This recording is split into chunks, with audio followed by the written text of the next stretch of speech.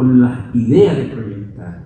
Y nosotros creo que tenemos que generar ese homenaje a Josefina para que su legado se proyecte.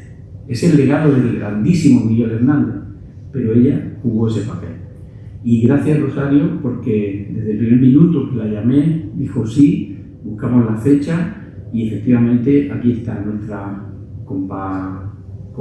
coprovinciana, Rosario Pardo, una actriz de raza, y eso es una cosa que suelen decir los comentaristas taurinos, pero perdonadme que lo utilice, porque es verdad, y porque, ya lo han dicho aquí, que me ha precedido el uso de la palabra, su implicación en proyectos culturales, pero teatrales, de interpretación es apabullante, y me vas a permitir, perdonadme, no sé si te va a gustar o no, a ti se te clasifica en el ámbito de las actrices secundarias, ¿no? De los actores secundarios, ¿no? Claro, es que hacen falta secundarios. Porque si no hubiera secundarios, lo que vemos en las películas y en el teatro no nos parecería real. Ellos hacen real lo que vemos en las películas. Ellos son los que hacen que las cosas tengan la fuerza de anclarlo con nuestro día a día. Y ella es una grandísima representante de ese nivel de la actuación. Y ella es hoy una grandísima representante, por muchas razones que lo vais a comprobar, del proyecto que queremos empezar a sembrar en Linares.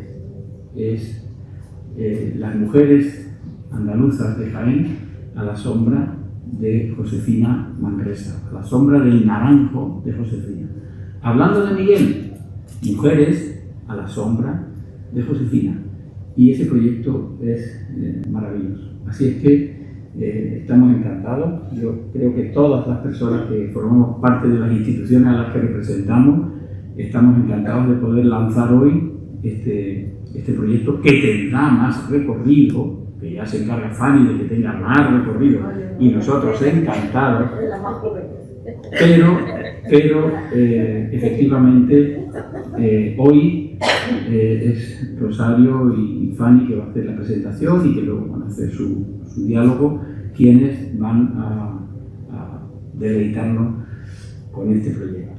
Por mi parte nada más, reiterar el agradecimiento a su presencia y a todas las personas que nos están viendo y que nos verán en el futuro, que serán miles porque esto se multiplica por mucho cada semana, y encantado de poder estar aquí.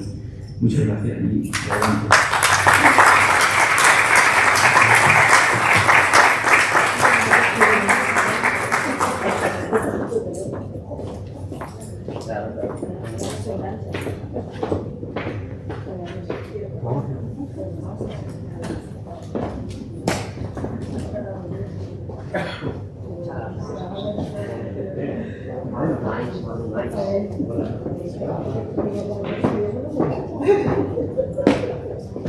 ¿Dónde te quieres poner, Fanny? ¿Te da igual, no? ¿O qué? ¿Dónde oyes mejor? Como Rafael Conte, ¿no?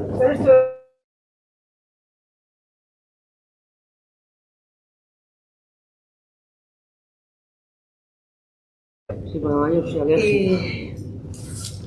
Bueno, buenas tardes. ¿Hoy? Sí, perfecto. ¿La voz qué tal? Bueno, estoy un poco tomada, lo aire acondicionado. Bueno, deciros que yo agradezco, y también en nombre también de mi compañera de mesa, de Rosario Pardo. ¿Se oye? ¿Se oye? Sí, agradezco en nombre de la mesa y de las humanas que estamos al lado de la mesa, las palabras de los representantes de las instituciones que están aquí, que además se han prestado, además en un día ya de fiesta, que no, el fin de semana, que han dejado sus temas, sus agendas para apostar por la cultura, por la poesía, por la figura de Josefina Manresa, que es hermana depositaria de toda esa catarsis dolorosa que llevó en la vida, claro, y también de todo lo que es crear un espacio sentimental en un momento de duelo y de infierno y de su mundo terrible, ¿no? Entonces, acompañar a Rosario Pardo es una maravilla porque tenía muchas ganas de coincidir con ella. Y además en Linares. Y en Linares, donde ella tiene que hacer esta obra inmediatamente, en un lugar, puesto que ya casi nos habéis lanzado, ¿no? La cuerda. Y yo creo que a Rosario la va a aceptar. Yo voy a seguir estando en la medida en que yo pueda y me dejen mi declive, que evidentemente estamos ya en declive algunos, y poder participar en la medida en que se pueda y que las fuerzas lo puedan. Pero también hemos traído a Marife Santiago, que tiene unos añitos menos, que es la misma generación y tal vez más joven que la que estamos aquí, y entonces tenemos ya cerebros acompañando a Linares en este proceso en el que Linares no ha sido la culpable en absoluto de haber descendido, como Cervantes descendió, como Don Quijote descendió a la cueva de Montesinos, y alguien le tenía que echar una cuerda, ¿no? Y cuando desciende Don Quijote a la cueva de Montesinos, segunda parte, se encuentra con Dulcinea demacrada. Y Dulcinea, cosa impensable, pues que él la adoraba y la veía en los altos cielos y como gran mito, Dulcinea le pide unos cuantos reales para sobrevivir. Y Don Quijote tiene menos, tiene 4 reales, no 6, y tiene 4 reales, pero bueno, hay una dama que hace de intermediaria y dice, oye, que Dulcinea está pasando necesidad y está demacrada, que es de alguna forma lo que le pasa a las ciudades cuando pisan, ¿no? El fondo, porque el fondo se pisa de vez en cuando y los seres humanos también pisan el fondo, como Don Quijote pisa el fondo de la cueva de Montesinos, y además Don Quijote cree que se le ha roto la cuerda y que está ya buceando en esa cueva terrible, donde luego se produce el milagro, ve a Dulcinea y de pronto encuentra la cuerda y sube, y lo sube, y pregunta al primo, ¿no? Y al cura, y a todos los que están arriba, y al bachiller, ¿cuánto a que bajé? Y dice, pues nada, 3/4 de hora. Y dice Don Quijote, no, hace 3 días y 3 noches.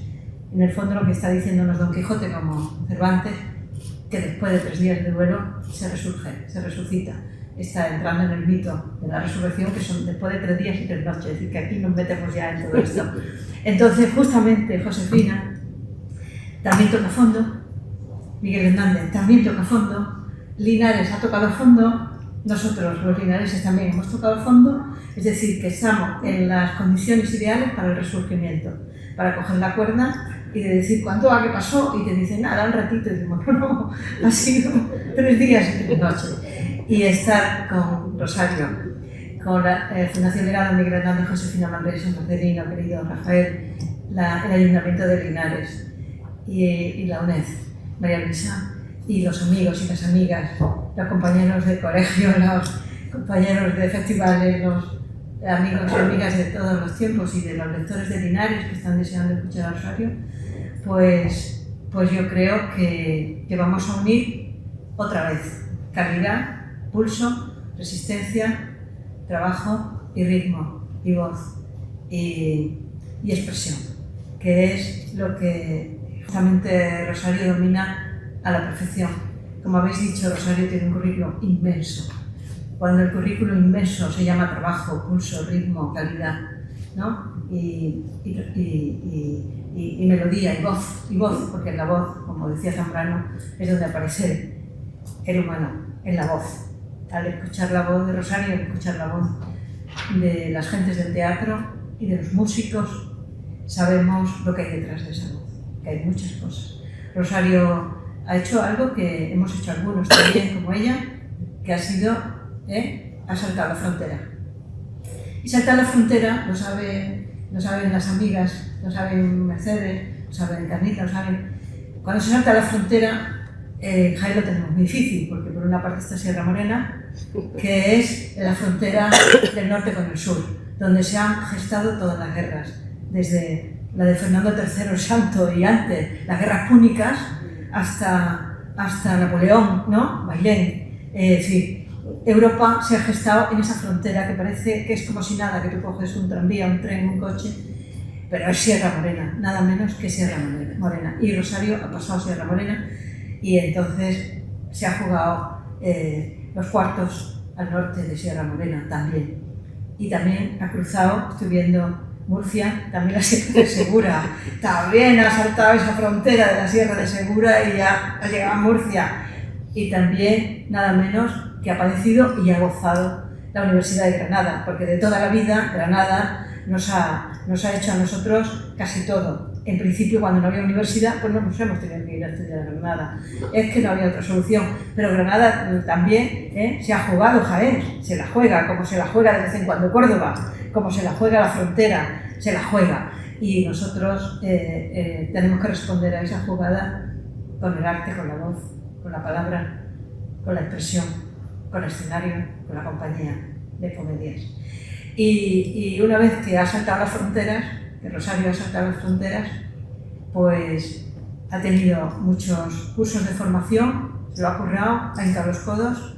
Tampoco para nosotros los de Jaén o los de Linares, en la tierra de Minas, el ponerte de codos, y en la UNED, cuando se ponen de codos a través de la radio, o de la radio UNED, o de los modelos tecnológicos contemporáneos, sabemos perfectamente que eso se supera sin problema, ¿no? Aquí no se duerme la siesta de la manera que se duerme la siesta en otros lugares, más en la costa, son más tranquilos, ¿no?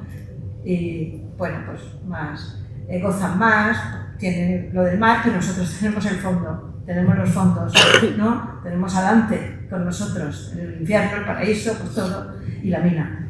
Y el olivo que resiste al diluvio, entonces no lo tememos. Y entonces ella, Rosario, tiene un paquete de dirección muy importante, ¿no?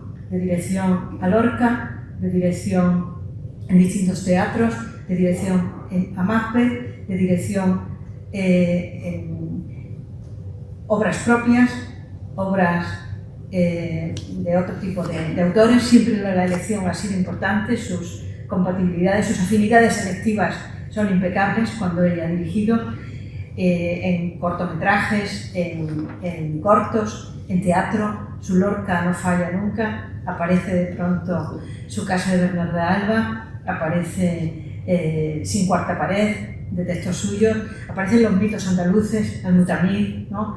Aparece de pronto el Don Juan. Claro, cómo no va a estar el Don Juan si cualquier autora y autor se queda mirando siempre a este Don Juan. O su Shakespeare no falta, ni tampoco falta Chekhov, el teatro poético, no falta. Ha realizado mucha televisión en montones de canales, en obras minoritarias, pero en obras supermayoritarias, ¿no? De Cuéntame cómo pasó, o realmente impresionante, ¿no?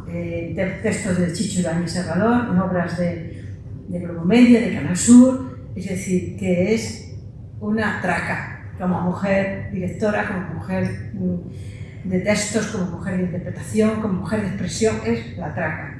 Y en ese sentido también está el cine, montones de obras cinematográficas, La boda, La vida perra de Juanita Narboni, de Farida Beltracid, que es también otro puntal realmente, con Ales de la Iglesia, con Benito Zambrano, con Pilar Tábora. Es decir, es que tenemos aquí realmente una figura impresionante que tenemos que seguir, que hacer un seguimiento.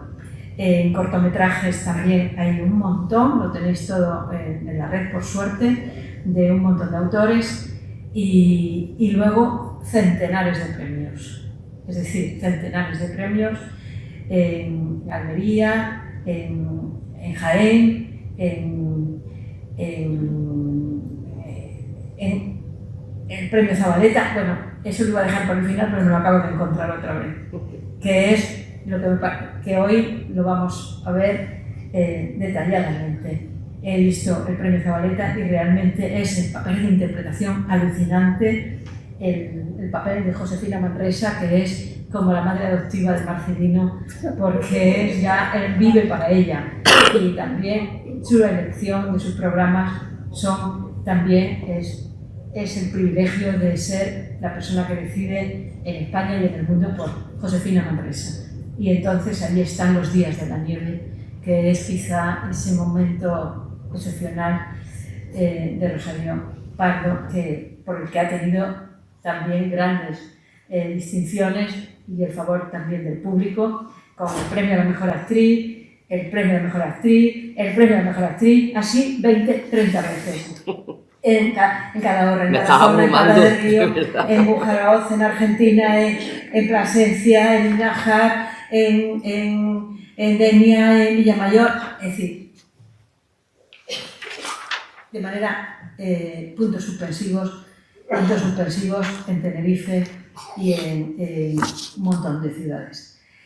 Por tanto, yo creo que tener a Josefina Manresa en boca y en voz y en interpretación y en juicio intelectual, porque tenemos una figura que reúne todo: pensamiento, expresión, interpretación, autoría, escenario, compañía, es decir, y en ese sentido yo creo que es una natural de Jaén con corona laica, con corona republicana, una natural de Jaén absolutamente alucinante. En Jaén, si veis mujeres importantes de Jaén, en la red, que podéis ver cuando lleguéis a casa, hay un montón de mujeres importantes de Jaén que merecen una tesis doctoral, 10 tesis doctorales. Por ejemplo, tenéis a María Rodríguez, que es la primera mujer que registra ante notario, nada menos que en el siglo XV, una unión de hecho fuera del matrimonio. Una moderna, de pronto tenemos esa mujer de Jaén. Tenemos incluso, en el lado pesimista y horrible, una mujer que detecta en 1518 la violencia de género y denuncia la violencia de género en el siglo XVI. Tenemos un documento que está por el Instituto de Estudios Jiennenses, una mujer que detecta y denuncia, y hay documento notarial, la violencia y la explotación de menores. Una niña de 6 años a la que llevan de criadita en una casa bien. Tenéis una mujer impresora en 1627. Tenéis una compañía de comedias en 1687 en Jaén. Tenéis unas mujeres marginadas, partidas de bautismo de hijas de esclavas, moras, en 1654. Tenéis unas burguesas estupendas en 1775 en documentos notariales. Tenéis el círculo íntimo y familiar de Pablo de Olavide, con propiedades hacia un lado y hacia otro. Tenéis también inglesas y alemanas, 1781, Bárbara Kisfin, que en Carboneros adjudica propiedades. Ya tenemos colonia extranjera, mujeres con propiedades que van y vienen con esas propiedades y que ya deciden. Tenéis también, cuando llegan los tiempos malos, tenéis las mujeres que llevan su tarjeta, su cartilla de abastecimiento para llevar y traer, cartillas de racionamiento para alimentar a sus familias. Tenéis conventos con religiosas extraordinarias que están llevando y trayendo partidas de bacalao para la alimentación de sus barrios, de sus colegios, de sus hospicios, de sus hospitales. Tenéis nobles como grandes condesas por ellas mismas, no porque se casen con condes. Tenéis figuras extraordinarias, María Bellido en la batalla de Bailén, que es una que le disparan en un carrillo y sigue apoyando al ejército de patriotas, que dice no pasa nada y tiene el carrillo ya que se le ha venido abajo con un disparo. Tenéis a republicanas y a mujeres maravillosas como Dolores García Negrete, que están ya son legendarias. Tenéis a Carmen Michelena, a feministas. Tenéis a Carlota Renfri, que tenemos además una escuela de idiomas que se llama con su nombre. Tenéis a muchas autoras de todas las edades y de todos los tiempos maravillosas andaluzas de Jaén. Y hoy tenéis una andaluza de Jaén equivalente a todas las que he citado, que es Rosario Paz. Así que, Rosario, bienvenida, te queremos con nosotras. Y en la obra cuanto antes en Linares. Bueno, muchas gracias. Me gustaría tomar mucha presentación. Yo sobre todo me considero un artista de fondo, llevo toda la vida trabajando, llevo 41 años ya, y creo que los artistas tenemos esa obligación de ser de fondo, de no cansarnos, de no quejarnos y de seguir con la cultura. Bueno, estoy honradísima de estar en Linares porque a mí Linares me trae siempre los recuerdos de pequeña. Yo soy de Jaén Capital, que éramos enemigos acérrimos, o sea, chin chin pum de Linares, y nosotros éramos los capitalinos. Pero luego es curioso porque, sin embargo, he veraneado siempre en la zona de Úbeda y veníamos a todas las fiestas de Linares todos los años, que eran las mejores. de la provincia y yo creo que de Andalucía en ese momento, ¿no? Con un cartel impresionante siempre. Y Linares siempre me ha tenido, bueno, era una ciudad que veníamos muchísimo a comprar, a comercio, y le tengo mucho cariño, la verdad. Linares para mí siempre es como una parte de mi infancia. Con lo cual, cuando me invitó Marcelino, yo encantada, y además, hablando de Hernández, en mi vida hay como dos hombres importantes a nivel cultural. Uno es Miguel, desde pequeña, y otro es Federico, por supuesto.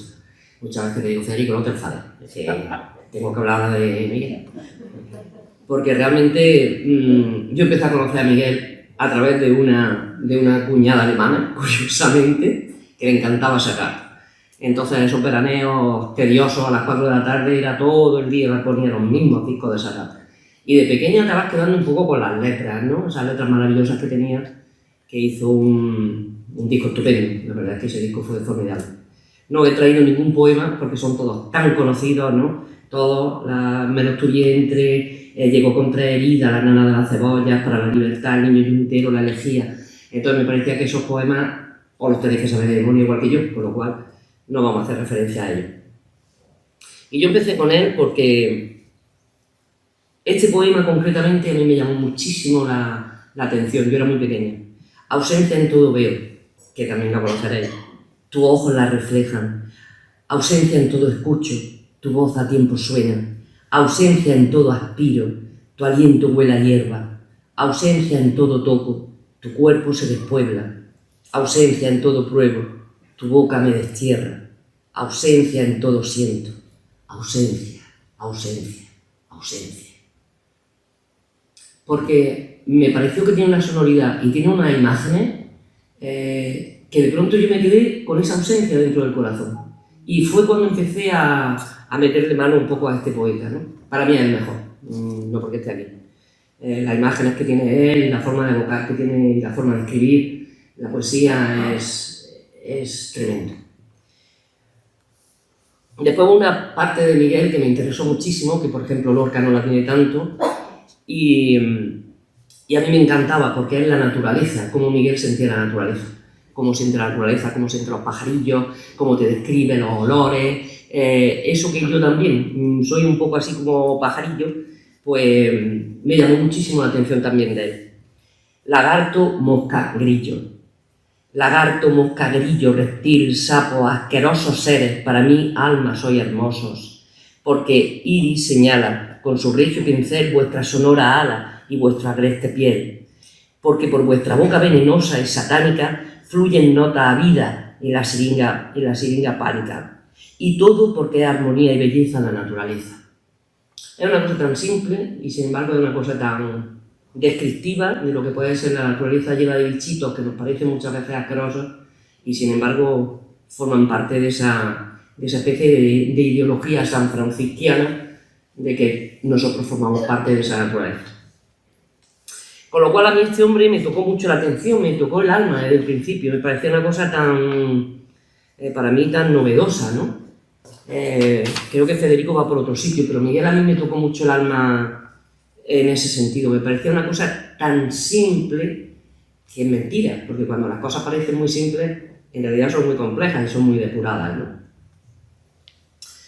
Tuve la suerte hace 4 años de conocer a un escritor maravilloso que es Alberto Conejero. Yo quería entonces hablar de mujeres, siempre quiero hablar de mujeres, pero en ese momento tenía muy claro que quería hacer una obra de teatro de una mujer. Y era el aniversario de Miguel y entonces le propuse que fuera, en vez de hablar de Miguel, que todo el mundo habla de Miguel, yo quería hablar de Josefina, que para mí era esa gran desconocida, ¿no? Alberto estuvo de acuerdo y entonces me hizo Los días de la nieve, esta obra de teatro. Para mí descubrir a Josefina fue maravilloso, primero porque nació en el año 16, en el mismo año que nació mi madre, con lo cual fue ya como un toque de atención. Esta mujer, que era una mujer hija de guardia civil, una muchacha hija de guardia civil, pues supongo que simple y bonita, ¿no? De Quesada, que tenía, como supongo que todas las chicas en ese momento, la aspiración de encontrar un hombre y casarse. No creo que tuviera otras aspiraciones. Ella fue al colegio Estuvo en el colegio hasta los 13 años, supongo que como se dice en la obra, la labor, le decíamos al colegio, porque en realidad lo que hacían era prepararse para ser una mujer casada. Cosían, hacían punto de cruz, ese tipo de cosillas. A los 13 años a ella la sacan del colegio porque era una familia pobre, hija de guardia civil, y eran muchos hermanos, ella era la mayor de 5 hermanos. Entonces la metieron en una fábrica de seda. En la fábrica de seda de los italianos. ¡Uf! Menudos madrugones. Las otras muchachas del cuartel se burlaban de mí, porque les parecía una bajeza. Hija de guardia civil y trabaja en una fábrica. Pero ¿qué me importaba a mí? Me alegraba llevar un jornal a mi casa, porque éramos muchos de familia y no llegaba con el sueldo de mi padre. Allí estuve 3 años. 3 años estuvo en el taller en esta fábrica de seda. Que ya ella en esta fábrica de seda notaba que era un poco cegarruta, porque tenía que acercarme mucho a la devoradora buscando el hilo de seda que se había roto. Entonces mi padre me llevó al médico y efectivamente necesitaba gafas, pero que no me las pusiera, porque las mujeres están muy feas con gafas. Así que me mandaron pues una pastilla en cápsula. Es curioso, ¿no? Porque en ese momento el médico decidió mandar unas cápsulas. Por supuesto ya la vista la iba perdiendo. Después de aquí, ella empezó a trabajar en el taller de la calle San Juan, la misma calle donde nació Miguel, aguantando los gritos de la oficial. Y todo el tiempo que estuve allí, no me pagaron nada. Donde sí tuve yo un sueldo fue en el taller de la calle Mayor. Allí me pagaban una peseta diaria, que no era nada, era una miseria. Tanta y tanta hora allí metida, y hasta los sábados y los domingos. Casi parecíamos frescas, casi parecíamos presas.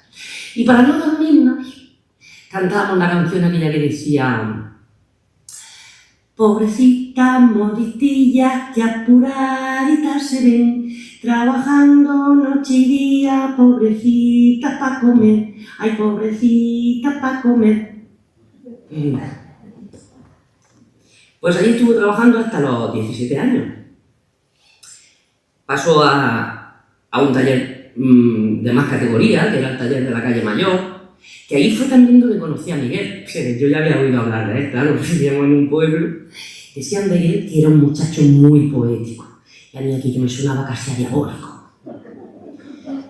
Una compañera me vino con el cuento: Miguel quiere a alguien de aquí y yo sé quién es. Yo la costumbre de entonces era no voy a admitir al muchacho así de primera. Así que yo cuando salía del taller, salía, me pedía entre 2 compañeras y Miguel, que me estaba esperando en la puerta, iba detrás.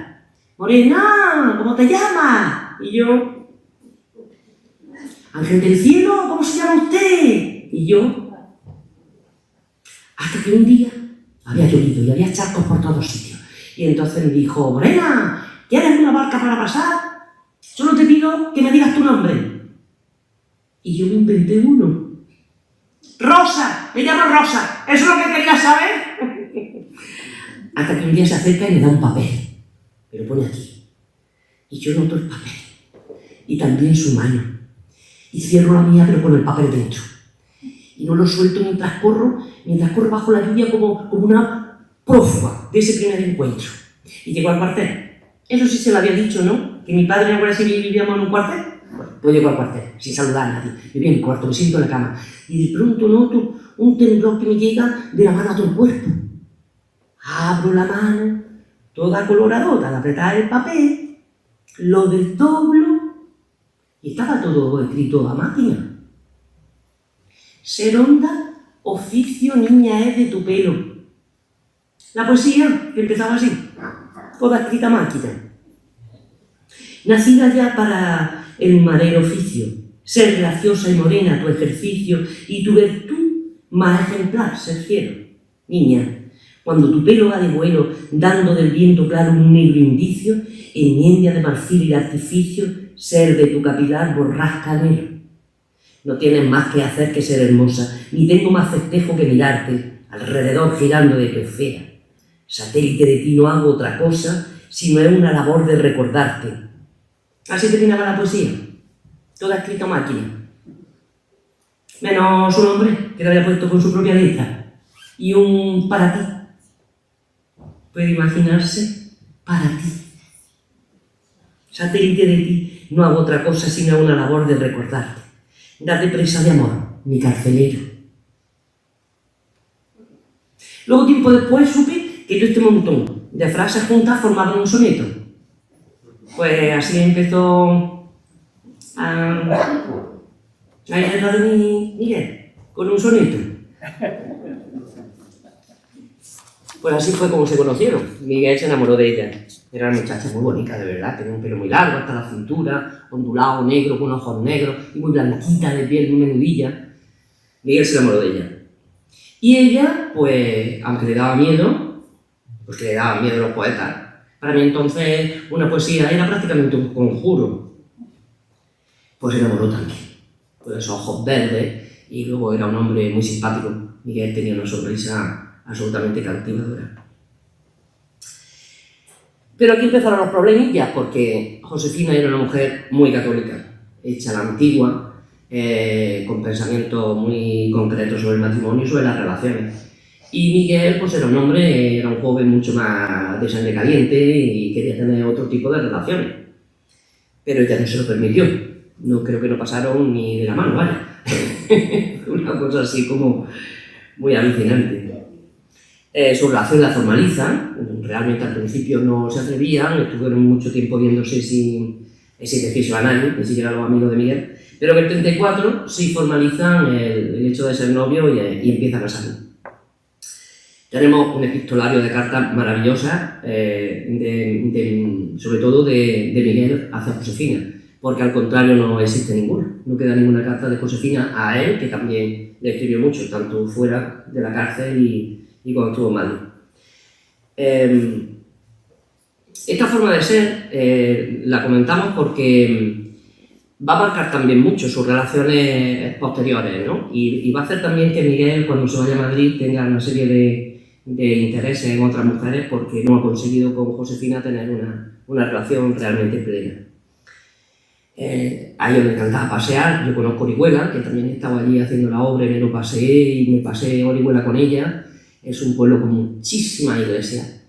Y tiene una diabla, es curiosa, porque es la primera vez que el diablo no está dentro de una iglesia. La diabla, que es la única femenina que existe en España, está como fuera, tiene como una ermita fuera y no la dejan que entre en ninguna iglesia. Creo, entre las cosas, porque es mujer. Es la primera vez que el diablo tiene pecho, tiene los pechos fuera, y entonces es como una cosa muy tremenda, ¿no? Yo supongo que será, entre otras cosas, porque es mujer. Y de alguna manera Josefina es hija de esa ideología tan tremenda, ¿no? Miguel le compraba siempre revistas de cine, que a ella le encantaba, y paseaba. Fueron una sola vez al cine en su vida, pero ella pensaba que era mejor pasear y ver las revistas de Cinegrama y entrar con un pico y eso.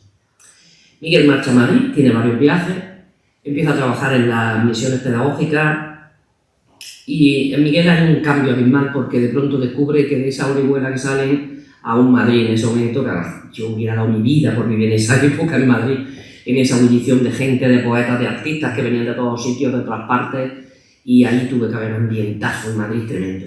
Y ahí llega Miguel. Miguel empieza a relacionarse con toda la generación del 27, conoce a Lorca, que él tenía mucho interés, se hace íntimo amigo de Neruda, se hace íntimo amigo de Alexandre, que siempre lo protegería, y ideológicamente deja a su amigo Ramón, que había sido su íntimo amigo de toda la vida en el pueblo, con el que había colaborado literariamente, estaban con él. Ramón llevaba siempre la publicación del Gallo Crisis, y era una revista, era una revista poética y colaboraban varios de ellos, pero bueno, con un tinte católico porque Ramón nunca dejó de ser un católico ferviente.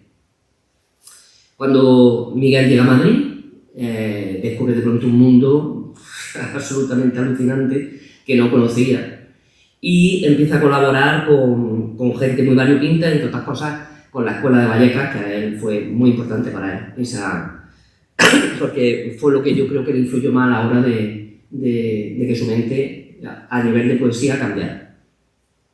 Y la casualidad que en la Escuela de Vallecas estaba esa maravillosa Maruja Mayo, que era una mujer absolutamente liberal, sin ningún tipo de problema en tener varios novios, amantes. No sé si tuvo relaciones con mujeres, pero vamos, que tampoco me extrañaba porque Maruja era una mujer muy de beberse la vida a sorbo. Y me pilla mi Miguelico, que venía con su albarca monísimo y con sus papeles bajo el brazo intentando buscarse la vida, y lo fagocita, evidentemente. Miguel se enamora perdidamente de él porque fue la primera relación que tuvo, una relación primera carnal en un muchacho joven, lo marca muchísimo, y aunque se acuerda de Josefina, porque claro, era su novia formal, la monísima, que además él sabía perfectamente que lo estaba esperando, porque Josefina se quedó en el pueblo a esperarlo, pero ahí se vuelve loco con Maruja. Maruja lo vuelve loca. Y además tienen cosas en común muy importantes, por ejemplo, como el campo. Maruja entonces era una creativa, hacía cerámica, era escritora, hacía teatro, era una magnífica dibujante, y a ella le encantaban también todo lo que eran materiales naturales, el barro, las espigas, las plantas. Entonces ellos tenían también una paseo interminables por el campo, maravilloso, ella recogiendo materiales y él supongo que con sus ideas poéticas, y eso también lo unió mucho a ella, no solamente como esa pareja carnal, sino como artista, que es una historia que, por ejemplo, Josefina no lo tenía, ¿no? Todos los amigos hablaban de las relaciones de estos dos, porque eran alucinantes, por lo visto, se perdían cada 2 por 3 y todo el mundo sabía por qué se habían perdido. Y entonces él empieza a exigir a Josefina quizás eso que estaba conociendo con Maruja. Y Josefina se queda aterrada porque empieza a recibir unas cartas muy duras donde le exige cosas, incluso exigiéndole cosas, incluso insultándola, entre comillas, ¿no? Y Josefina no da crédito a esta historia. Y ella también es una persona muy cabezona, muy metida en su idea, y decide que no está dispuesto a soportarlo, ¿vale? Hay un poema que es para que veáis el contraste, que es el Te me mueres de casta y de sencilla, y Josefina lo dice, él estaba al principio conforme con esta idea, lo decía en otro de sus poemas, te me mueres de casta y de sencilla, de casta y de sencilla, ¿qué me vas a exigir ahora? Te me mueres de casta y de sencilla, estoy convicto, amor, estoy confeso de que, raptor intrépido de un beso, yo te llevé la flor de la mejilla. La flor de la mejilla. No estamos hablando de otro tipo de flores. El fantasma del beso delincuente, el pómulo te tiene perseguido, cada vez más patente, negro y grande. Y sin dormir estás celosamente vigilando mi boca, con qué cuido, para que no se vicie y se desmande, o sea... Yo creo que lo preso, porque ella también confiesa que para mí darle un beso era perder un poquito el honor. Un beso. Hay una carta muy dura, que es esta, donde él empieza, ¿me entiendes, queridísima Josefina? Pues no te hagas la pava y habla sinceramente de una vez. Empieza a exigir cosas y Josefina no estaba dispuesta a aguantar. Se había convertido en un extraño. Pues a partir de aquí, él va de vacaciones en agosto del 35 y me va a saludar y me va a dar la mano, como si yo fuera el médico. Pues no te la doy. Y no se la di porque ya no me quería. ¿Para qué fingir? Le pedí mis cartas y mis fotos. Luego yo le mandé a uno de mis hermanos con mis fotos, las cartas y todo lo que tenía que ver. No quería verlo ni que él me viera. Y así marchó a Madrid, sin hablarme. Esta fue la última carta que recibí. Y en agosto del 35 se pelearon. Él llega de Madrid, ya completamente cambiado, y yo creo que él tenía ganas de dejarla, francamente. Y ella no quiere recibir a ese nuevo Miguel, que no lo conoce, es un extraño para ella. Así que se pelean, están 6 meses peleados. Durante esos 6 meses, yo apenas salí a la calle. No quería que le dijeran con quién me habían visto. No quería que me dijeran con quién lo habían visto. No quería que nadie me viera. No quería que un muchacho se fijara en mí. No quería tener ganas yo de decirle que sí a otro muchacho. Y así estaba yo, aguardando y aguardando, entre el taller y el pueblo, esperando. Eso fui yo entonces, una espera. Un fantasma que solo aparecía para ir del taller al cuartel y del cuartel al taller. Y sin embargo, esos 6 meses para Miguel fueron 6 meses tremendos. Ahí se dio rienda suelta, ahí estuvo disfrutando Madrid, exigiéndole también a Lorca que le hiciera caso, aunque Lorca no se sabe muy bien las razones. Yo tengo la mía, y es que creo que Federico sabía que era muy bueno este niño, ¿no? Y que de alguna manera le podía hacer sombra. No le hizo caso, no le ayudó a publicar, el único que le ayudó realmente fue Neruda y Alessandro. Y también se llevó una decepción Miguel, porque en un momento determinado Maruja Mayo se aburre de él, bueno, es que era un chaval, Maruja era muchísimo mayor que él, tenía 10 años más, y lo deja. Entonces Miguel se queda con una doble decepción. Por un lado, se ha quedado sin novia, y por otro lado, Maruja la abandonado vilmente. Entonces se encapricha con otra mujer, con María Cegarra, que era una intermedia, era una mujer poetisa, era universitaria, tenía cultura, vivía en Cartagena, y entonces tenía un poquito de Josefina, porque era la mujer de su casa, mantenía la familia, pero por otro lado era intelectual, con lo cual tenía ahí un doble enfoque que le gustó muchísimo. Pero María no le hizo ni caso. Miguel intentó quedar con ella, incluso que... Pero María no quería dejar Cartagena, Miguel le instaba que fuera a Madrid y nunca lo hizo. Fue como un amor platónico más que nada. Pero en El rayo que nos cesa, que son todos los poemas que para mí me parece un libro maravilloso, y estas tres mujeres están, eso está estudiado, está confirmado, hay una serie de poemas que se supone que son de Josefina y otra serie de poemas que son de Maruja, por supuesto, y de esta mujer.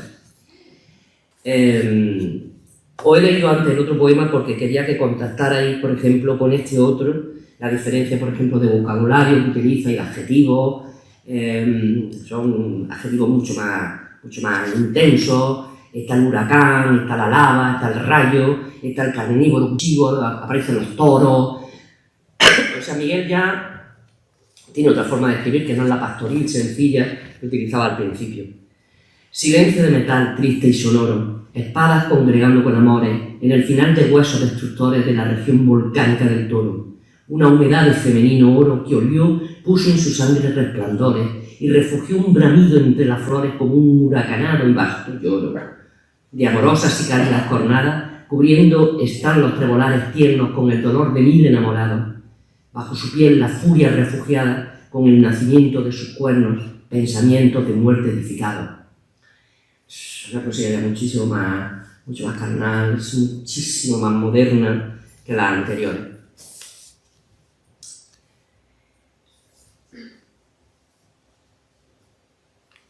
Os cuento esto porque a los 6 meses de esta movida y con la desilusión que se ha llevado él, se llevó una desilusión grandísima, y por otro lado también se llevaba la desilusión de que lo que pretendía en Madrid no lo estaba consiguiendo, no estaba recibiendo los apoyos literarios que él pretendía, no había publicado la obra de teatro que pretendía. De alguna manera vuelve otra vez a la mirada a ponerla en Josefina, porque sabe que lo está esperando. Y a los 6 meses sucedió. Miguel le hizo llegar una carta a mi padre, preguntándole si yo tenía un novio, y mi padre ya le dijo que no. Entonces Miguel ya me hizo llegar una carta a mí, diciéndome que nunca había dejado de quererme, que no había encontrado mujer como yo, que lo perdonara. Y lo perdonó. Vuelve con Josefina, es el 36, y comienza la guerra. Miguel vuelve a irse a Madrid, se va al 5º regimiento, porque su cuñado también lo hizo, que también era republicano, y se va a Madrid. Con lo cual vuelve otra vez a Josefina a quedarse sola, a quedarse con la ausencia y vuelven a tener un epistolario enorme, porque hubo entre nosotros más papel que sábana, ustedes me perdonen. En realidad su relación fue así. Fue un continuo epistolario y muy poco en común. Él se va a la guerra, ella se queda que no se toma Orihuela, y matan al padre de Josefina. Josefina era guardia civil. En realidad fue un asesinato un poco estúpido, porque no era un asesinato contra él. Mataron a varios guardias civiles y cae el padre de Josefina. Ella lo pasó fatal porque quería muchísimo al padre, tenía auténtica admiración.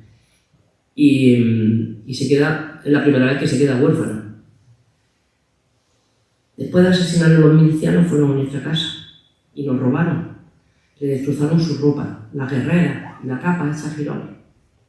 Nosotros nos enteramos 8 días después porque los tiros fueron en la cabeza y estaba desfigurado. Los gitanos, cuando se enteraron, nos llamaron llorando porque lo adoraban. Han matado a Manresa, han matado a Manresa. Era un hombre bueno, mi padre. Miguel lo sintió muchísimo, muchísimo. Decía que esto no hubiera ocurrido de estar en Orihuela, porque aquí la gente lo conocía. Pero entonces la gente que tenía mucho odio a la Guardia Civil. ¿Por qué lo han matado, Miguel? ¿Por qué lo han matado? Si era un hombre bueno. ¿Hasta cuándo nos va a llegar la sangre? ¿Cuánto no me tocaba a mí por sufrir? La vecina me preguntaba si no me daba vergüenza a mí tener un novio rojo, habiendo a estos matado a mi padre. Y yo me mordía la lengua y tiraba para adelante.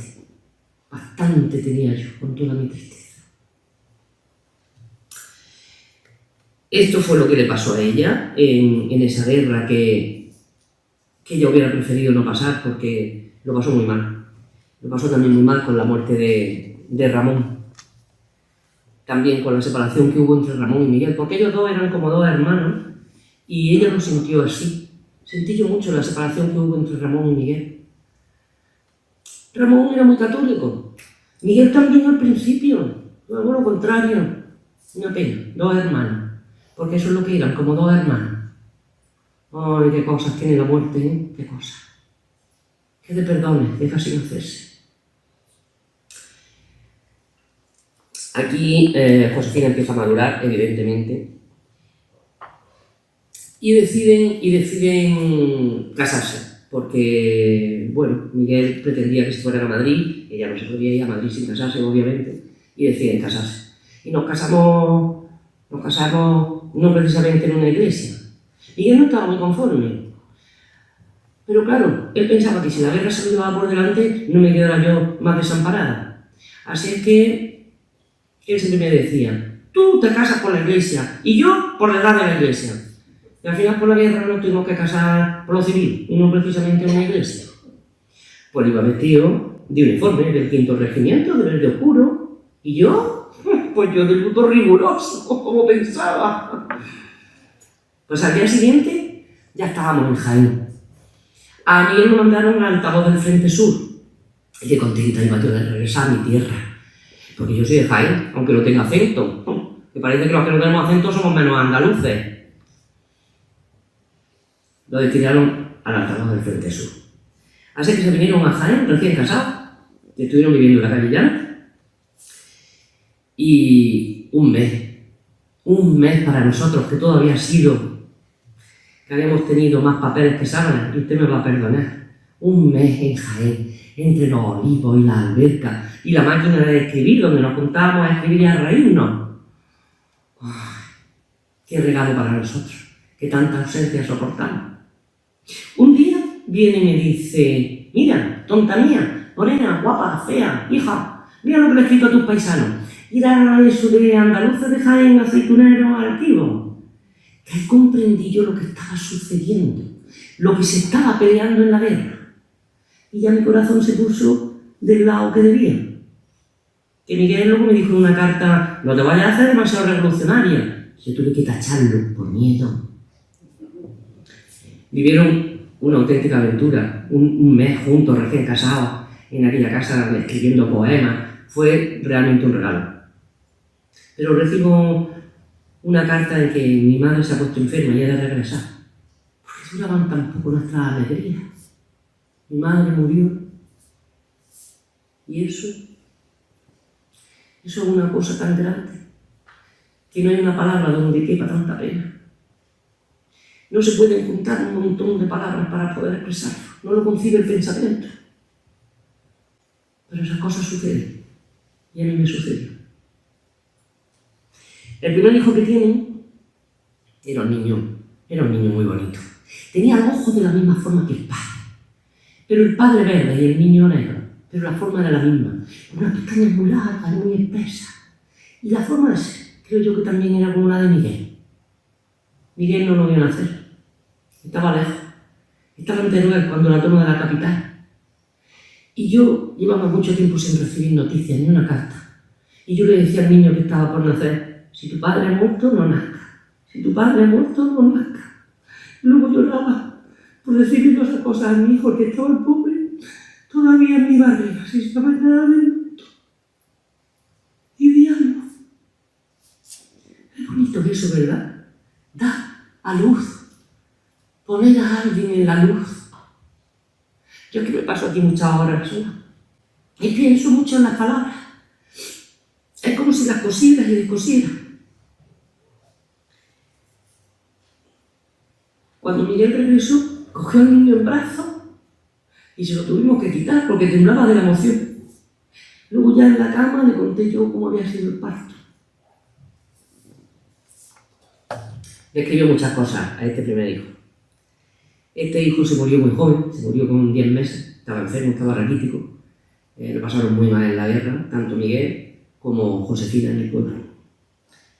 Y cuando perdió este hijo, Josefina fue otro palo que la metió en, pues si no en una depresión, desde luego en una situación muy deteriorada.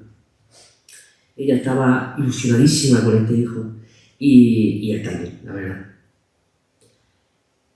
Este hijo muere, tampoco estaba Miguel.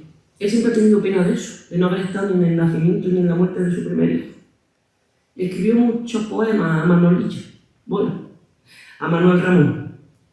A veces los leo y me consuelo, y otras veces me hacen llorar. Pero creo que algunos se me han quedado por dentro. No necesito yo un libro para poder leerlo. Te has negado a cerrar los ojos, muerto mío, abierto ante el cielo como dos golondrinas. Su color coronado de junio ya es rocío, alejándose a ciertas regiones matutinas. Hoy, que es un día como bajo la tierra, oscuro, como bajo la tierra lluvioso, despoblado, con la humedad sin sol de mi cuerpo futuro, como bajo la tierra quiero haberte enterrado.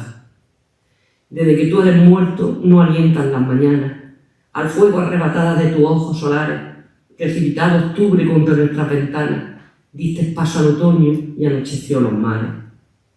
Te ha devorado el sol, rival único y hondo, y la remota sombra que te lanzó encendido, te empuja luz abajo, llevándote hasta el fondo, tragándote, y es como si no hubieras nacido. Es una maravilla de poema. Miguel también lo pasó fatal, porque este niño era un poco, pues esa primera alegría que tienen esos padres jóvenes. De todas formas, al poco tiempo, dio a luz Josefina a otro niño, que también le pusieron Manuel, en este caso Manuel Miguel, aunque yo siempre he pensado en Manolillo, solamente en Manolillo. Ahora no hubiera hecho lo mismo, ahora le pondría un nombre completamente distinto. Este niño siempre le recordó al primero de alguna manera. Ella es como si solamente hubiera tenido un hijo, como si hubiera tenido 7 u 8 hijos, siempre sería Manolillo. Este hijo a los dos los vuelve a ilusionar porque fue un poco como bueno, conseguir que esa unión de ese matrimonio funcionara bien.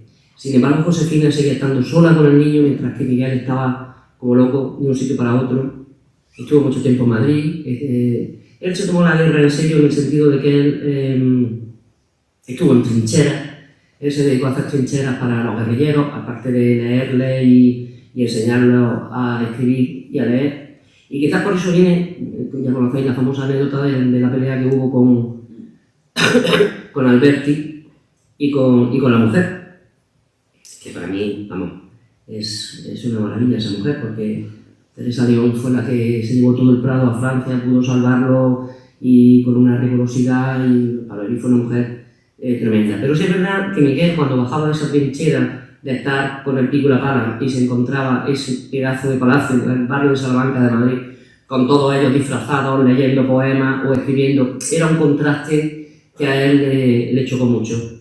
Y esa tarde que María Teresa León había organizado una especie como de homenaje a las mujeres antifascistas, él se enfrenta a ella, la insulta, y yo creo que a partir de ahí lo borran con tipe, y esto hace que al final Miguel no pudiera escapar con ellos en esos 2 o 3 coches que pusieron al final para cuando en el 38, el 39, cuando ya se había perdido la guerra. Yo siempre he tenido ese problema con Alberti y con María Teresa León porque me parecieron como muy sádicos, ¿no? A la hora de las circunstancias de la vida, eso así, eso está cierto, pero a mí me da mucha pena. de que se lo dejaran en Madrid. Josefina sigue estando en el pueblo, pasando muchísimas calamidades, porque eran muy pobres y además tenían encima la carga, entre comillas, de toda la familia, puesto que habían matado al padre, ella tenía un hijo pequeño, las hermanas vivían todas juntas. Fue como una situación muy, muy tremenda. Cuando termina esta guerra civil, que Miguel decide que no va a ir a la embajada no se va a refugiar en la embajada de Chile, piensa que no, que quiere volver a su pueblo, que quiere recoger a Josefina y al niño y irse donde sea. Yo creo que no fue consciente tampoco de lo que podría ocurrir con Franco, ¿no? Entonces, bueno, lo piensa mal, entre comillas, y se va al pueblo. Josefina le da muchísimo miedo porque sabe que el pueblo tiene muchísimos enemigos y él era un poco chuletilla en el sentido de que era muy bromista y le gustaba alardear. Y efectivamente piensa que vaya a Sevilla en vista de otro amigo poeta que tampoco estaba en Sevilla. De Sevilla pasa a Huelva y de Huelva decide, viendo las circunstancias, que se tiene que ir a Portugal porque puede ser que realmente lo maten.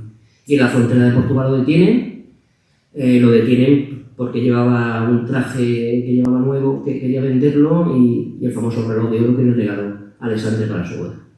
Aquí empiezan las grandes calamidades de Miguel, porque de aquí lo pasan a la cárcel de Huelva, luego pasa a Sevilla, y luego de ahí pasa a Yesería de Madrid. Él ya venía con una enfermedad que no había, aparte que tenía una salud bastante delicada, pero en Madrid, en el primer viaje que estuvo mucho tiempo viviendo en el parque, hace que esa bronquitis que parece al principio fuera al final mucho más, los bronquios los tenía delicadísimos, y desde luego la cárcel para él fue su puntilla, ¿no? Hay unas casualidades de papeles, también es verdad, porque en aquellos momentos, imaginaros, no había internet, no había los papeles hasta que llegaban de un sitio para otro, aquello las mesas y tal. Hay momentos en que lo sueltan, él decide volver a Orihuela, Josefina tiene muchísimo miedo de esta historia. Ahí Miguel le entrega una libreta maravillosa, que ella habla de esa libreta porque son los poemas que más le gustan, aunque solamente los leo un día en que el recuerdo viene suave y no me hace daño en el pecho. En esta libreta están los poemas que más me gustan, están las nanas de la cebolla, que lo escribió Miguel porque yo le decía que solo comíamos guisos de patatas y cebolla. Son unos poemas realmente maravillosos. Ella está absolutamente sabiendo que va a pasar algo y efectivamente tiene una denuncia de un vecino y lo encarcelan. Y ese es su fin, porque de ahí ya no vuelve a salir. Ahí tuvo otro periplo por cárceles, de arriba para abajo. Plasencia fue para él la muerte porque pasaba un frío terrible, se incrementó muchísimo la enfermedad. Tuvo presiones por parte del párroco famoso, ¿no? de aquel cura que le había ayudado al principio con la literatura y que ahora lo obligaba de alguna manera a que renunciara a su ideología, renunciara a la república y se convirtiera de alguna manera al catolicismo. Y es un reproche que Josefina lo dice en muchísimas cartas, le reprocha muchas veces a Miguel que no firmara para que ella y el hijo estuvieran un poco mejor. Pero él no pudo hacerlo, no tuvo fuerzas para renunciar por lo que había luchado. Y lo dejaron morir.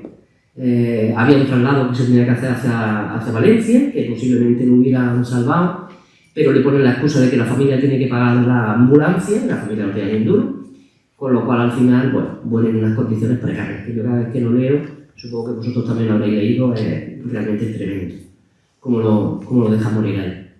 Es muy interesante que vayáis, supongo que habréis leído ya, al museo de Josefina y de Miguel, en Quesada, aunque la habitación que tienen ahí es mucho más grande de lo que él vivió, pero bueno, te puede dar idea un poco de lo que era esa nada, donde lo que pasaron estos republicanos, ¿no?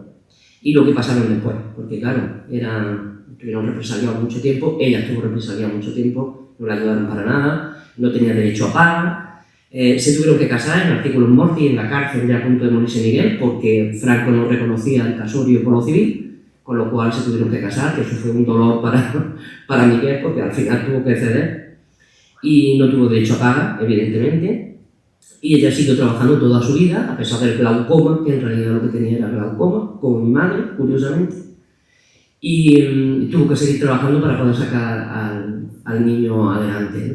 Curiosamente, luego yo he conocido a sobrinos de Josefina, que vinieron a ver la obra en el Escorial, que son todos licenciados, me dio mucha alegría, porque es como que por lo menos por la obra de rama familiar habían conseguido que estudiaran, ¿no? Una gente muy, muy simpática y muy interesante.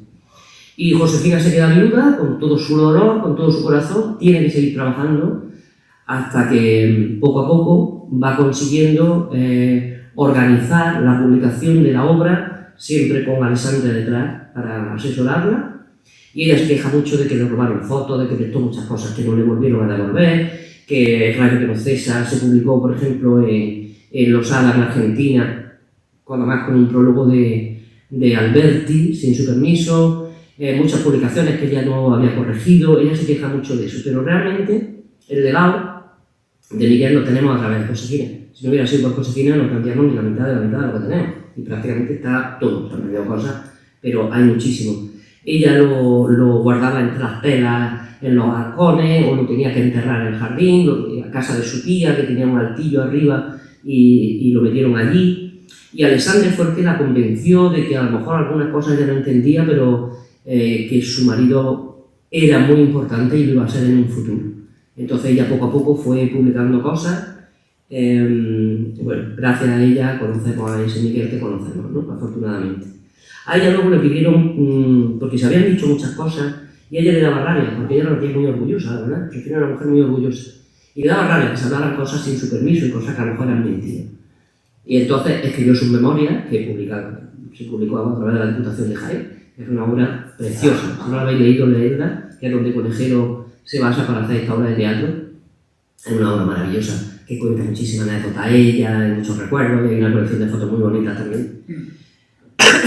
Y los amigos un poco se lo piden para organizar todo ese amalgama de sucesos que no estaban comunicados.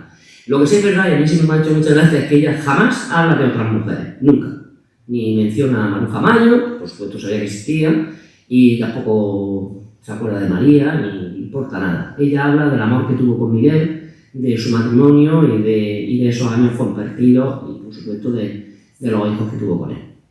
Fue una mujer muy valiente, esa es la verdad, fue una mujer muy valiente. Fue una mujer además que con Miguel aprendió, no solamente ya escribió a leer, que sí sabía de la escuela, pero aprendió a ser refinada a la hora de la lectura. Leían textos juntos, leían poemas juntos.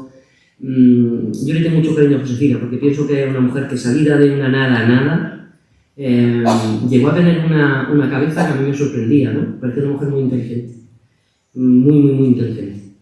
Tuvo una pena, y es que ella, el legado de Miguel, el suyo, quería que fuera para que sus nietos pudieran ser universitarios, que no lo fueron. Yo creo que se quedó con esa penilla, y entonces ese patrimonio hubo cosas que se la ofreció al Ayuntamiento de Orihuela para que pudiera tener una pequeña paga, que me parece que eran 60.000 pesetas, lo que le dieron. Solamente lo estuvo 2 años, porque rápidamente murió también, murió bastante joven, murió con 60 y tantos, ¿no? 65 o 66 años. Y solamente un viaje en la vida hizo para conocer Quesada. Le habían invitado un montón de veces para que viniera a su pueblo, y pudo venir una vez. Y bueno, ella también lo cuenta como que sufrió también mucho, ¿no? Porque era un pueblo como que, aunque lo habían sacado muy de jovencilla, pues se la llevaron con 3 años, pero sus padres siempre hablaban de Quesada, ¿no? De esa sierra, de la gente, de la onda graciosa, de esas casas escaladas, ¿no? Pudo venir a Quesada y bueno, estuvo disfrutando del Museo Zabaleta, que se lo enseñaron. Había muchos amigos todavía de la familia que quedaban, y murió muy joven. Afortunadamente el legado fue la Diputación la que lo publicó y lo dio gratuitamente en redes. Podéis tener cualquier tipo de poema o de carta, está gratuito, que eso es una maravilla, que no se han pagado derechos de tal. Bueno, no, mentira, los derechos sí se pagaron para que la Diputación pudiera publicar. Y bueno, yo es como una mujer de verdad que a mí me ha llegado al corazón, me ha llegado muchísimo al corazón, porque aparte también nos da la posibilidad de hablar de las mujeres de posguerra, ¿no? Esas mujeres, sobre todo las mujeres de posguerra republicanas, porque las mujeres que fueron del bando nacional, por así decirlo, bueno, mi familia era del bando nacional, que por supuesto pasó una guerra dificilísima y estuvieron encarcelados y tal, pero luego rápidamente se recuperaron, porque, bueno, eran los vencedores, entonces rápidamente recuperaron tierra o recuperaron dinero y tal, pero los republicanos es que no recuperaron nada, no recuperaron ni tierra, ni dignidad, ni a lo mejor los oficios que tenían, al contrario, muchos maestros fueron degradados, por supuesto muchos en el exilio. Seguramente si Miguel hubiera accedido a exiliarse, pues lo tendríamos aquí, pero bueno, fue su elección. Y esto es lo que hay. Hay una frase que luego se ha desmentido, que las últimas palabras suyas no fueron las de adiós camaradas, hermanos, amigos, despedidme del sol y los trigos, que eso se supone que estaba en la pared de la cárcel donde murió, y Josefina lo explica muy bien, porque cuando ella fue a verlo decía, es imposible que eso lo hubiera escrito Miguel, porque Miguel no se podía mover, o sea, Miguel estaba... Lo que sí, hubo una frase, que eso lo dijo un compañero de celda, es ¡ay, hija Josefina, qué desgraciada eres! Que a mí eso de verdad me llega al corazón que la última frase fuera esa para mi pobre Josefina. Pero bueno, la verdad es que esta mujer, que yo espero que... esta charlita, que voy a cortar ya porque hay muchas más cosas que he cogido de publicaciones y tal, pero bueno, me apetece también que vosotras habléis y así podamos tener, ¿no? Claro que sí, claro que sí. Pero bueno, era dar esa pequeña imagen de Josefina.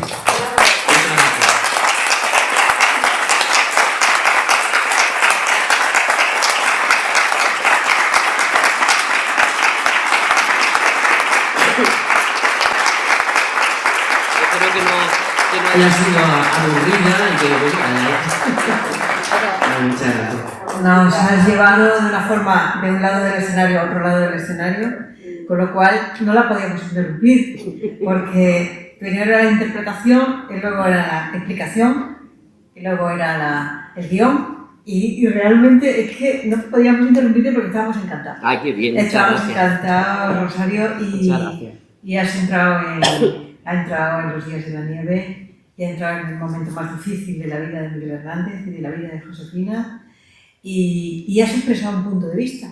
Sí. También, aparte del punto de vista del guionista o de conejero o de la puesta en escena, tú has intervenido también como juez, como experta, a contarnos la historia de Alberti y María Teresa, que Alberti y María Teresa desmienten ellos después del tiempo. María Teresa cuando cuenta en la arboleda perdida a Rafael y la memoria de la melancolía, sí. Porque en el fondo lo querían mucho, pero claro, ese momento era un momento terrible, ¿no? De la guerra, incluso hasta los propios hermanos se hacen esas faenas, ¿no?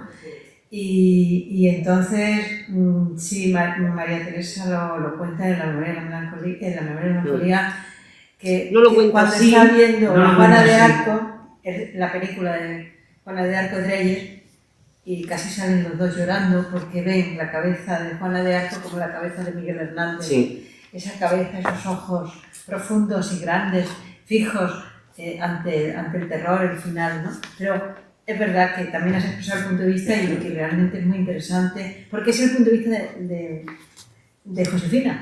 Porque te has identificado con ella y con sus cartas, claro, y con su punto de vista, claro que sí. Y es ella, incluso con su nivel de interpretación. Claro que no quiero hablar de Maruja Mayo ni de María Cegarra, claro que no se le ocurre. Y a lo mejor, ¿qué pensaría Rosario Josefina cuando leyera el poema dedicado al final del amor de Maruja Mayo? Hoy estoy sin saber, yo no sé cómo, me sobra el corazón, ¿no? ¿Qué pensaría Josefina del poema dedicado a Maruja Mayo, el final del amor, de ese amor terrible, salvaje, nerudiano, cuando asimila Miguel todo lo de los elementos naturales, la iconografía vallecana de Maruja, los cuadros, las retamas, los hinojos, la tormenta, los campanarios, los sembrados, los barbechos, las piedras, y de pronto tiene que quitarse ese amor y tiene que salir. ¿Qué pensaría Josefina de ese poema dedicado a Maruja Mayo, el final? Mira, en los días de la nieve se dice aquello de no voy a hablar de otras mujeres, no voy a hablar de ninguna otra mujer. Los poemas no tienen dueño, ni siquiera los que me escribió a mí son del todo míos, solo un poco, y ese poco ha hecho que yo esté aquí, frente a todo. O sea, ella no se quiere meter en camisa de once varas. Además lo dice en varios momentos, o sea, la gente comentaba, al pueblo llegaban rumores. Pues Miguel está con perenganista. Nos han dicho que Miguel tal y que cual. Y ella, por eso ella no sale a la calle. Y podíamos evitar la herida de Josefina Manresa con Maruja Mayo poniéndote a ti a leer el poema de Miguel. ¿Quieres que lo lea? Sí. para resolver la herida este poema de es muy Josefina. fuerte. Sí, sí, léelo porque así Josefina resuelve por fin la incompatibilidad con Maruja Mayo. Léelo. Hoy estoy sin saber yo no sé cómo. Hoy estoy para penas solamente. Hoy no tengo amistad. Hoy solo tengo ansia de arrancarme de cuajo el corazón y ponerlo debajo de un zapato. Hoy reverdece aquella espina seca. Hoy es día de llantos de mi reino. Hoy descarga en mi pecho el desaliento, plomo desalentado. No puedo con mi estrella y me busco la muerte por las manos, mirando con cariño las navajas, y recuerdo aquel hacha compañera y pienso en los más altos campanarios para un salto mortal serenamente. Sigue. Si no fuera ¿por qué? No sé por qué. Mi corazón escribiría una postrera carta, una carta que llevo allí metida. Haría un tintero de mi corazón, una fuente de sílabas, de adioses y relatos. Y ahí te quedas, al mundo le diría.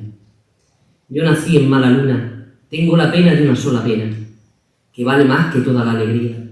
Un amor me ha dejado con los brazos caídos y no puedo tenderlos hacia más. ¿No ves mi boca que desengañada, que inconforme en mi ojo? Cuanto más me contemplo, más me aflijo. Cortar este dolor, ¿con qué tijera? Ayer, mañana, hoy, padeciendo por todo mi corazón, pecera melancólica, penal de ruiseñores moribundos, me sobra corazón. Hoy, descorazonarme, yo el más corazonado de los hombres, y por el más, también el más amargo. No sé por qué ni cómo, me perdono la vida cada día. Impresionante, ¿eh? Impresionante. Es que es una maravilla este hombre, de verdad. Impresionante porque Josefina, al oírlo, va a valorar más al poeta ya que al hombre que la ha sido infiel. ¿A que sí? ¿Qué te parece? Yo creo que Josefina aprendió a valorarlo. Yo creo que al principio, pues lo que decíamos, cuando le decía lo de ser honda, oficio, niña, es de tu pelo. Eso es una cosa que dice, pero que me está diciendo este muchacho, ¿me entiendes? A ella lo que le hizo ilusión es que ponía para ti, con su propia letra. Claro, Los demás no tenía ni idea. Satélite de ti, pero me estás contando. Pero es lo que te digo, ella poco a poco leyó mucho con Miguel. Leían mucho juntos, estaban mucho tiempo juntos. Porque además en ese momento es que no había tele, no había internet, no había nada. O sea, eran paseos y lectura. Pero además los poetas son muy pesados. Yo he tenido muchísimos compañeros poetas. Y son muy pesados. Hay que liberarse de vez en cuando. Están siempre continuamente leyendo a compañeros, luego poemas, otra vez Hernández y otra vez retoman, y Machado y los otros y tal. Y son como muy pesados. Has tocado el tema de Lorca. Llevas razón que Lorca hay un momento que tiene celos de Miguel. Yo estoy segura. Porque vida, Vicente Aleixandre lo prefiere. Vicente en un momento determinado dice... Bueno, él escoge, ¿no? ¿Quién es tu preferido? Mi preferido no es Federico, mi preferido es Miguel Hernández. Dice Vicente Aleixandre. Que los quiere a los dos mucho, pero si tiene que elegir, le dice a Federico, oye, esta noche viene Miguel Hernández a cenar. Dice Federico, pues yo no vengo. Dice, pues no vengas. Y entonces ahí es impresionante. Sí, bueno, y yo sé que está escrito, tú lo sabes, que muchas veces decía Federico, ¿está Miguel? Sí, pues entonces me voy. Pues son los celos literarios por un lado, por otra parte que Federico es el niño Dios de la poesía, porque está rodeado de mujeres maravillosas, que lo miman, que lo adoran, que le dan todo lo que pide, que es un caprichoso, que es muy niño, que le dan todo. Y Miguel viene de un mundo duro, campesino, con una relación difícil con su padre, con las ovejas, con la cultura, con un Ramón Sige, con la religión. Y entonces llega a Madrid y se encuentra que el niño mimado dice, yo soy el primero. Y Vicente le dice, no, el primero es Miguel. Y en ese sentido se explica también. Luego, cuando viene el tren de la historia y atropella primero a Federico y después va a atropellar a Miguel Hernández de la cárcel pide el romancero gitano. Sí. Y él lo admiraba mucho. Y hay ya una reconciliación también post-mortem, ¿no? Él lo admiraba, lo que hay pasa una reconciliación post-mortem. Es que realmente Federico no le hizo ni caso. O sea, las veces que Miguel quería que lo ayudara, Federico le dijo que no. Incluso intentó quitarlo de la generación, de los compañeros. Sí, bueno, eso ocurre. Federico no se portó bien con él. No se portó bien con él, esa es la verdad. Sí. Y yo conociendo a Federico, pues vamos, es que me lo imagino perfectamente. Pero fíjate, cuando ve que está, cuando lo detiene, Federico piensa en Miguel. Es curioso, pero bueno, coloquio. Venga. Ana Moreno, venga. Empezar. Ana Moreno, te toca. Venga. ¿Cómo que no? Si has levantado la mano, venga. Estoy escuchando, ¿no? El fondo burgués de Lorca quizá le influyera muchísimo en la visión que tenía de Miguel.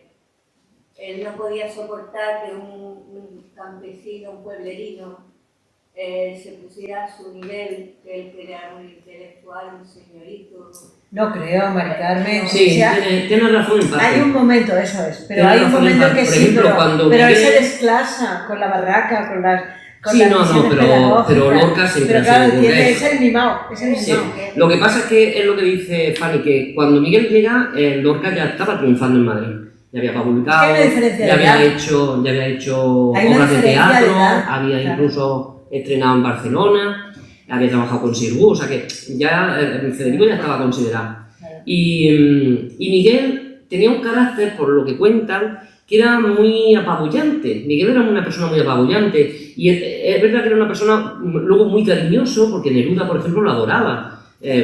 Muchísimo más, por ejemplo, que a Federico. Y Alessandra al final eligió a Miguel, quiero decir que todo el mundo que lo conocía, pero él era muy exigente y tenía tantas ganas de triunfar y tenía tanta necesidad de hacerlo, necesidad económica de hacerlo, que apabulló a Lorca. Lorca en ese momento estaba de triunfador. Él estaba triunfando en la residencia de estudiantes, con Buñuel ya estaba colaborando, o sea, él era un señorito burgués con dinero, con otra situación, y le molestaría seguramente profundamente que este cateto, porque además el otro, aparte de que fuera cateto, no, es que él venía de cateto. Él se compraba la albarca un poco para lucirse con la albarca, y lloraba mucho. También era un niño que lloraba mucho su desgracia.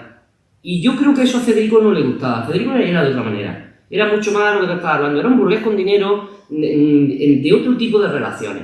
Que a lo mejor también fue lo que de alguna manera lo alejó de Alberti y de María Teresa. María Teresa era una persona de una familia también buenísima y con muchísimo dinero y con otra cultura.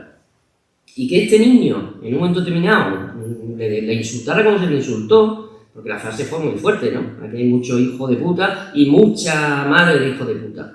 Pues María Teresa León Le pegó dos bofetones. lo tachó, sí, Le pegó dos bofetones, pero que se le dejó los dedos señalados en el lo casco. tiró al suelo, o sea, hubo un enfrentamiento como muy duro. Pero es verdad que entre ellos, y eso pasa yo creo que también en todos los partidos, hay un nivel que hay una diferencia. Tú vienes de una clase burguesa y tienes una educación que no tiene nada que ver con un proletario que venga de una familia humilde. Y en este caso, esa diferencia estaba clara. Lo que pasa es que él, intuitivamente como poeta, y teniendo esa cabeza llena de poemas sueltos, porque entre el cura y su amigo, pues no había tenido unos estudios organizados, ni había tenido...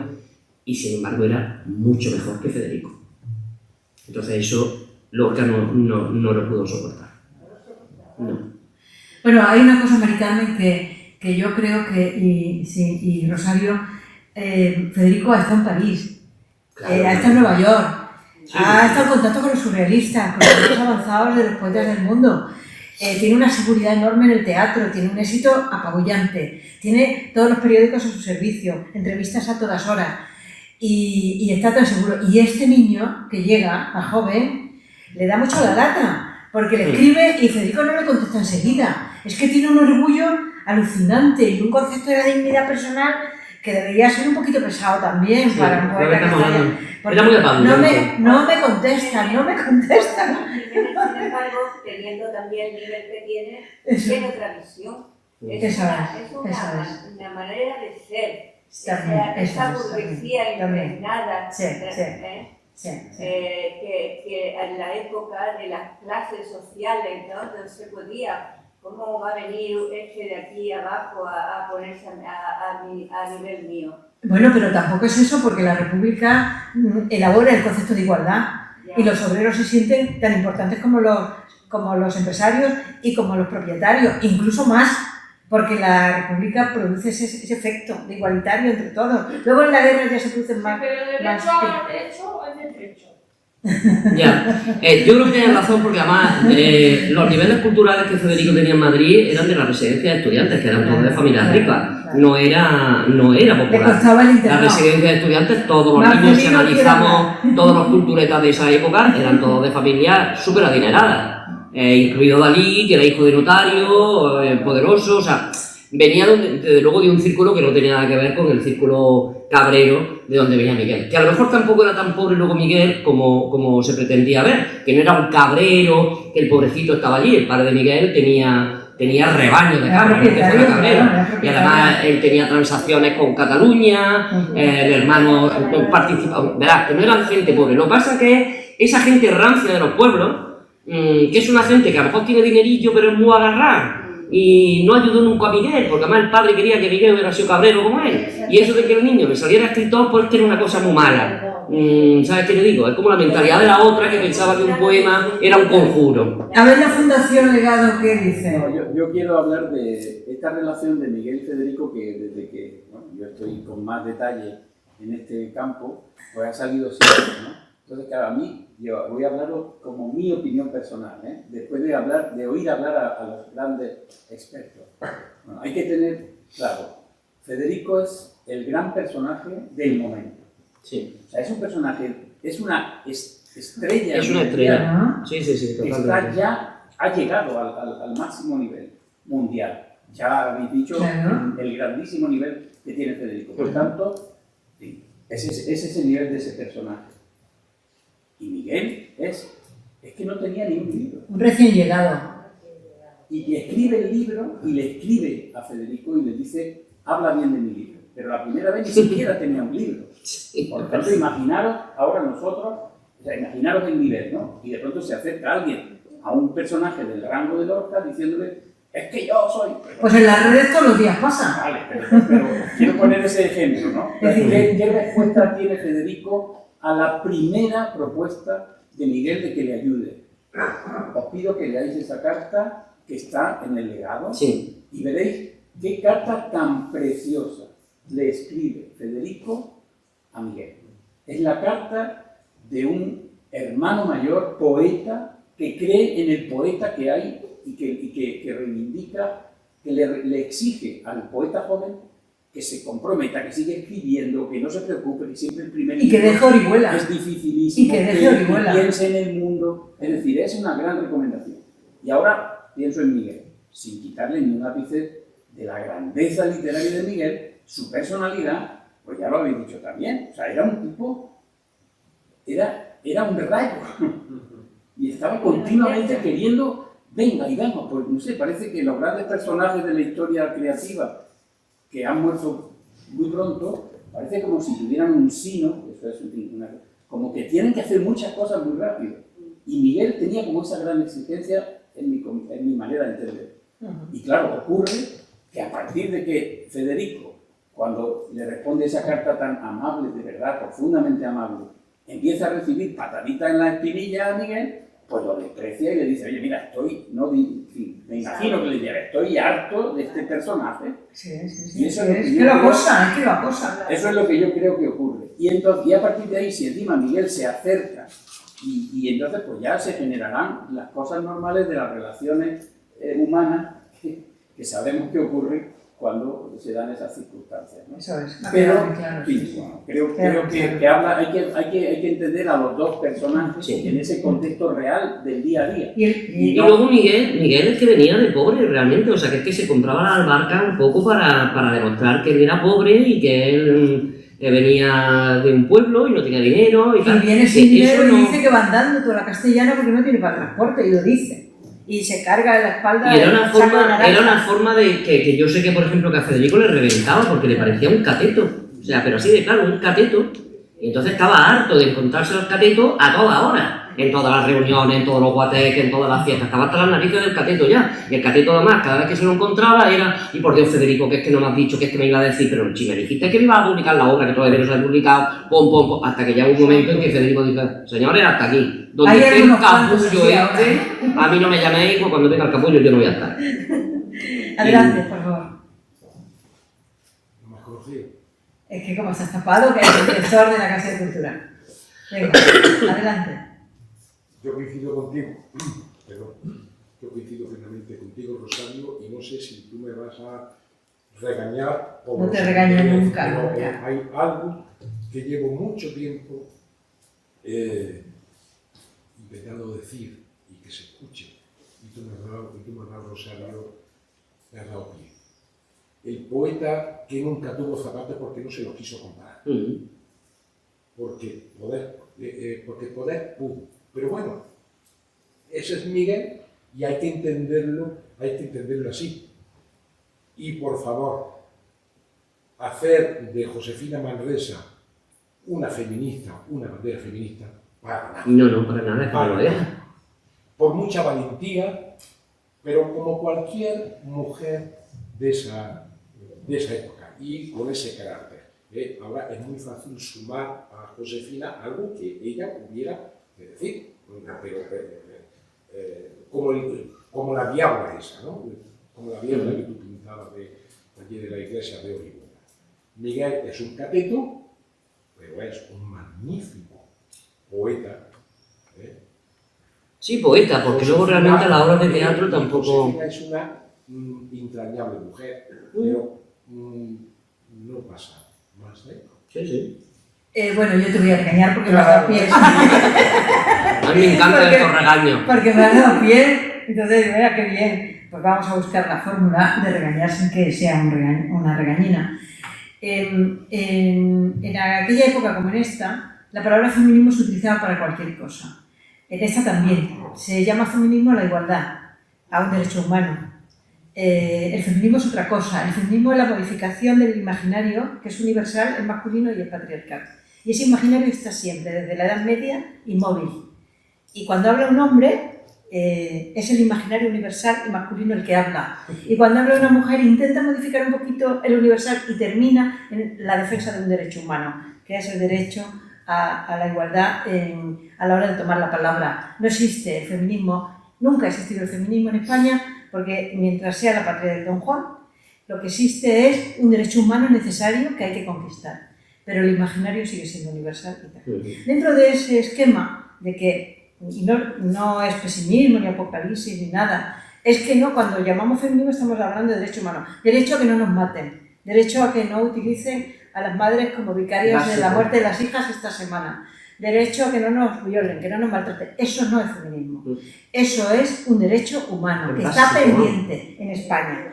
Y lo que existe es un universal que es siempre masculino. Y eso no se ha modificado ni un ápice, desde la Edad Media hasta hoy. Pero bueno, dicho esto, volviendo al tema de Josefina. Josefina, lo que entendemos por derecho humano, que es que no me toquen el legado de mi marido, que yo pueda conservar la carta, que yo pueda guardar sus deseos, sus poemas, que yo entierre su memoria, porque me la van a quemar, me la van a saquear, se la van a estar... No es un feminismo, es el derecho humano a la guarda y custodia del legado de tu marido. A eso me refiero. Cuando decimos feminismo es como decimos ahora feminismo, que dicen las ministras que somos un país muy feminista. No, es un país que está pendiente en los derechos humanos y todavía tenemos que mantenerlo. Ahora, dicho esto, Josefina lo que sí hace es, hasta el final, defender el derecho del legado de su marido, que está preso, que va a morir de una manera injusta y que ha muerto ya un hijo y que puede morir el siguiente y que puede morir ella misma. Y además le ha matado a su padre. Entonces, que eso ha quedado muy claro porque Rosario ha hablado del Guardia Civil y de lo que ella dice en la manera que ella puede. Ella no tiene, como Miguel aparenta, que no tiene un control cultural ni un control... Miguel lo aparenta porque hace el papel muy bueno del pobre, del proletario, ¿no? Proletarízate, carga un saco, vete con alpargatas.